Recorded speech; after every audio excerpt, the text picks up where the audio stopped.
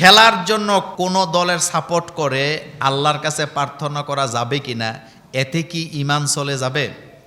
প্রথম কথা হলো, খেলার জন্য দোয়া করা বিসমিল্লাহ কইয়া মদ খাওয়া, মানে একতে বলে মদ খাইতেছে, তো মদ যে খাইতেছেন মুজগুলা বড়, মুজগুলা কি তো এক হাতে মুজগুলা ঠেলা দিয়ে উপরের দিকে তুলে মুখের ভিতরে বোতল ঢুকাইয়া খাইতেছে। তা আরেকজন বলতেছে, ভাই এইভাবে মুজ ধরে বোতল মুখে ঢুকাই এত কষ্ট করে মদ খাও কেন? হয় বেটা বুঝোস না? কয় কি? কয় কোনো কিছু পান করার সময় মুছে লাগলে এটা মাকরু হয়, এই জন্য মুছটারে উড়াইয়া মদ খাইতেছি। কোনো কিছু মুখে মুছে লাগায় খাওয়াটা মাকরু, বলেন কি? আর মদ খাওয়া কি? তো হেতে মাকরুর থেকে বাঁচার জন্য হারাম ডক করে দিতেছে। তবে একটা কথা মনে রাখবেন, মুনাজাত করলেই কবুল হবে না, এটা বৈধতা অবৈধতা আছে। যখন আমরা আল্লাহর কাছে দোয়া করি, দোয়ার শর্ত আছে। আপনি যে দোয়াটা করতেছেন, দোয়ার কি আছে?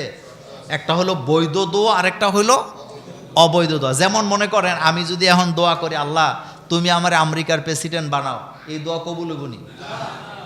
কবুল হইব না, কারণ আমি তো আমেরিকার নাগরিকই না। আমি যদি দোয়া করি, আল্লাহ তুমি আমাকে বাইতুল মোকাররমের খতিব বানাও, এই দোয়া বৈধ। এই দোয়া কি বৈধ?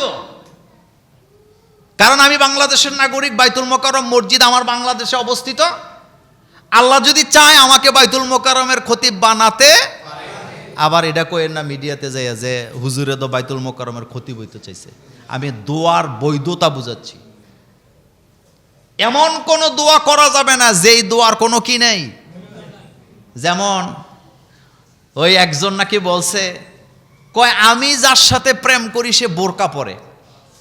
তো বিয়ের আগে যেটা প্রেম করে পরপুরুষের সাথে বোরকা পড়ুক আর নামাজ পড়ুক, এটা কি ভালো না শয়তান? এটা হলো নেক্সরতে ধোঁকাবাজ। বলেন এটা কি সুরতে ধোঁকাবাজ? কারণ মোমেনা নারী কখনো পরপুরুষের সাথে কথা বলতে, প্রেম করতে পারে না। এখন এই জিনিসটা হইছে কি জানেন? খেলার জন্য দোয়া মানি হেতের অবস্থাটা এই হইছে, মানে আবেগের তাড়না কোন জায়গায় যায় লাগছে।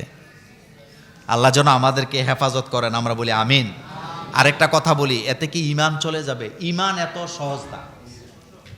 ঈমানের বিষয়টা, ঈমান ধ্বংসের কারণ হইল 10টা। বলেন কয়টা? 10টা। এই ব্যাপারে কিন্তু আলোচনা করছিলাম। কেউ যদি আল্লাহর হুকুমকে সরাসরি ইনকার করে, তাহলে তার ঈমান কি চলে যাবে। কেউ যদি ইসলামের আইন কানুনকে অপছন্দ করে, গালি দেয়, তার ঈমান কি হবে? চলে যাবে। কিন্তু এই খেলাধুলা সাপোর্টের সাথে ঈমানের কোনো কি নাই, সম্পর্ক নাই।